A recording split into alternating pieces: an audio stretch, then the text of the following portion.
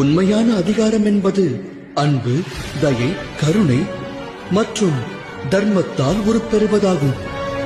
அதர்ம வழியில் கொடூரமாக அதிகாரத்தை பெற வேண்டும் என்று முயற்சிக்கின்றவர்கள் மற்றவர்களுடைய மனதில் அவர்கள் விரோதத்தையும் வெறுப்பையும் விதைக்கின்றார்கள்.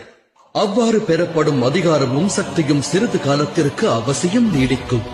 ஆனால் சரித்திரத்தில் அது நிலை பெறுவதில்லை. ஆகையால் தான் பிருகு மற்றும் வசிஷ்டர் போன்ற ரிஷிகள் இன்றும் பூஜிக்கப்படுகின்றனர்.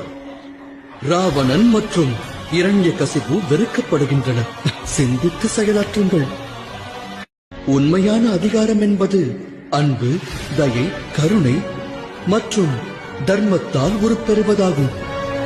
அதர்ம வழியில் கொடூரமாக அதிகாரத்தை பெற வேண்டும் என்று முயற்சிக்கின்றவர்கள் மற்றவர்களுடைய மனதில் அவர்கள் விரோதத்தையும் வெறுப்பையும் விதைக்கின்றார்கள். அவ்வாறு பெறப்படும் அதிகாரமும்